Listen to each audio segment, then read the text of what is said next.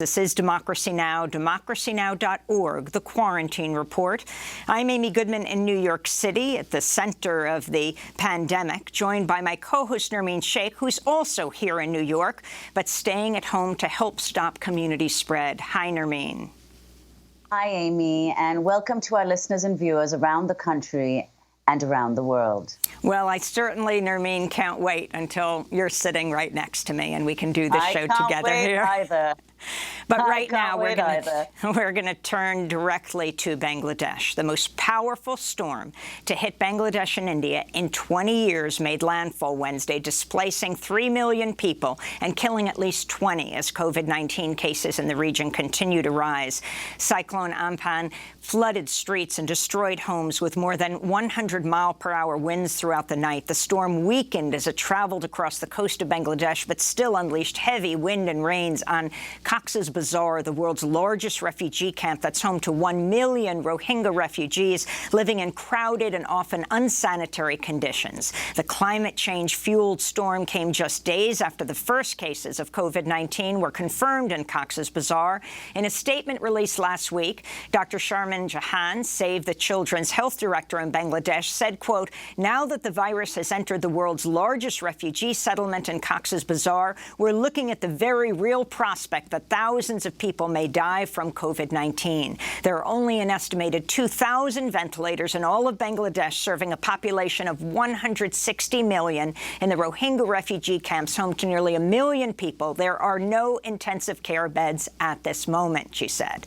Well, for more, we're going to the capital city of Bangladesh, to Dhaka, where we're joined by Steven Corliss. He's the representative for the United Nations High Commissioner for Refugees in Bangladesh. Also with us in London is Tun Khin, who is Rohingya activist and president of the Burmese Rohingya Organisation UK and a member of the Free Rohingya Coalition. Born in Burma, but in 1982 rendered effectively stateless, along with 1 million other ethnic Rohingya under a new nationality law. We welcome you both to Democracy Now! Let's begin in Bangladesh. So you have 1 million Rohingya who fled from Burma to Bangladesh, now being hit by these two catastrophes. One is the cyclone, and the other is the pandemic. Steven Corliss, can you talk about what's happening right now?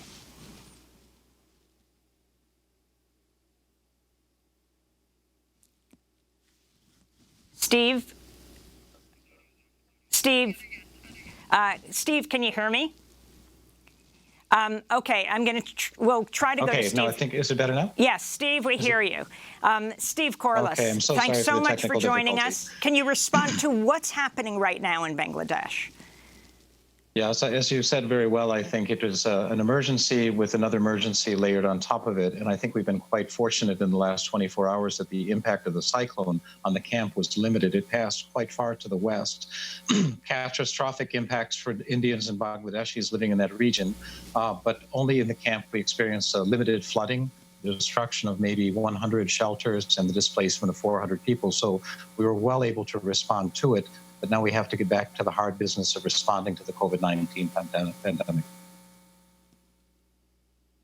Could you describe, for those who don't know, what the conditions in Cox's Bazar are? What are the conditions there, and what are the concerns about how COVID-19 may spread? It was only last week that the first 2 confirmed cases, were reported. So, we have a population of 860,000 refugees living in just over 20 square kilometers. That's equivalent to the population of Bhutan. And the other thing to understand is where they're living was a forest reserve in August 2017 when they first came to the country. And from that forest reserve, an entire city has emerged. But the crowding is remarkable. The population density is twice what you'd find in Manhattan. And we have to meet all of their needs. They're living in very fragile accommodation, I should also say. That's why we worry when cyclones come into the area, because they simply will not withstand high winds. But in addition to building houses, we have to provide everything for them: water and sanitation facilities, healthcare facilities. And now, with the demands of the COVID-19 pandemic, we're racing against time to establish specific dedicated isolation and treatment centers for the Rohingya refugees and the local Bangladeshis who need it. Tun Khin, if you could join us from where you are in London, you're president of the Burmese Rohingya Organisation UK. You've just heard Steve Corliss on the ground in Bangladesh. What are your major concerns? And for people to understand why this massive refugee camp, the largest in the world, is even there to begin with. I think we need to look at why these people are there. The first thing is these are genocide survivors. Burmese military and government systematically for many decades, destroying our community. And in 2017, there is about more than 800,000 Rohingya fled. So today, I think whatever happened here is quite responsible by Burmese government. And we appreciate Bangladesh government giving us shelter. I think there is much more need to be done. Like aid groups and Bangladesh government, they are trying whatever they can. We really appreciate it on that. But, in Bangladesh, they are living a kind of a squalid condition. And, this COVID-19 is a big danger. Another one on top of that, this cyclone, we can see that it's not much attack to their Bangladesh refugee camps. Is much more hit to the Bengal, like Kolkata and others. So our deep sympathies to families and to the victims also. We are worrying that a bit now. After this cyclone, there will be much, there is hygiene, there is no sanitation proper there, and a lot of difficulties of health issue will be rise up where we are facing the pandemic COVID-19 there, same time. Steven Corliss, in addition to what you've already described as the conditions in Cox's Bazar, as well as what Tun Khin just said, the Bangladeshi government has also reportedly cut off access to the internet in Cox's Bazar. And it's also now reportedly very difficult to get SIM cards, to get cell phones for Rohingya refugees there. Could you explain why the Bangladeshi government did that and what the impact of that has been on letting people in the camp know about the risks of COVID-19 and what they should be doing to protect themselves?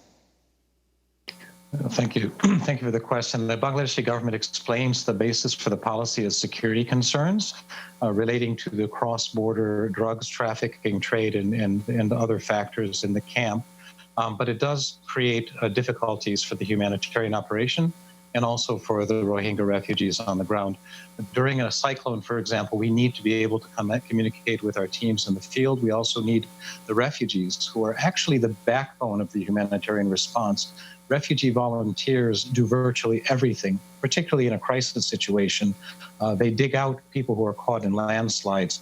They find children who are separated from their families, and they put them in touch with the international actors on the ground. So the lack of telecommunications is a barrier and is a constraint for us, and we do advocate for the restoration of the internet within the camp. The United Nations outgoing chief human rights monitor for Burma is calling for an investigation into allegations, Steve Corliss, of ongoing war crimes and crimes against humanity in Burma's Rakhine and Chin states. Can you talk about what's happening with the Rohingya who are left in Burma right now? What we're talking about, something like 600,000? Yeah. Well, I think the first thing to know about the situation on the other side of the border is there's already an ongoing armed conflict that doesn't directly involve the Rohingya between the Arakan Army, which is an insurgent force representing Rakhine Buddhists in that area of the country, fighting against the National Armed Forces. And the Rohingya in that area tend to be caught a bit in the crossfire there. UNHCR has an office in Mongdao. We work on both sides of the border because UNHCR's job is to protect refugees, first of all, to let them come to Bangladesh and make sure that they're able to remain here until it's safe for them to go home, but also to work on the other side of the border to create the conditions so they could go back to the place they lived in the past. And this is the first and most important thing to understand about every refugee is, and I think Tun Khin would agree with this, that ultimately they would want to be home and be safe in their own homes in Rakhine State in Myanmar when that's possible. Tun Khin, in addition, you said, of course, it's true that the Cox's Bazar has been spared the worst effects of this cyclone, but soon there will be the monsoon season in Bangladesh. And can you explain what the effects of the monsoon have been in Cox's Bazar and what you expect to happen if there have been any safety measures put in place since last summer? As far as what we know, normally, monsoon landslides and shelters been destroyed, the way how the camps were built up, there is not a kind of proper structural way. So that's it's a big danger normally. And also, the landslide can kill many people. As far as what we know, there is thousands of people are still risks of that landslides risks. So that is one thing we have to keep in our mind. And we appreciate Bangladesh government and UNHCR and other aid agencies, whatever they can, they are doing their best. But I want to bring up here that international community have to do much more to support Bangladesh and aid agencies to improve the situation. So Bangladesh have heavy population. Bangladesh alone, they can't tackle. We appreciate they giving us shelter, and but still Bangladesh could do a lot, lifting up internet access and others that could be very important, and also allowing them to get to medical hospital and others. That is very important. But we need to point out the international community should do more. Rohingyas are one of the most vulnerable peoples on the earth. That is critical condition now, COVID-19 pandemic, and we are looking at coming up monsoon rainy season, and already Amphan storm gone away just yesterday, and many things can happen in very few days. This is very important that international community should do much more. We appreciate international community concern, but have to act seriously, not only supporting Bangladesh and supporting aid to Bangladesh and Rohingya refugees. Same time, international community should focus on pressuring Burmese government to restore the rights of the Rohingya, to protect them. Genocide is still ongoing in Burma, where 600,000 Rohingyas' lives are still at risk in Burma. So we need to look at Burma is one of the most brutal military regime, and the government, they are continuously doing it. That's what we need to look at also same time. Tun Khin, we want to thank you so much for being with us. Rohingya activist, president of the Burmese Rohingya Organisation in UK, member of the Free Rohingya Coalition, born in Burma, but in 1982 was rendered effectively stateless along with 1 million other ethnic Rohingya under a new nationality law. And we want to thank Steve Corliss, speaking to us from Dhaka, Bangladesh, the UN High Commissioner for Refugees representative in Bangladesh. When we come back, we'll look at how the spread of coronavirus is threatening the health and safety of tens of millions of refugees in camps and outside of camps across the globe. Stay with us.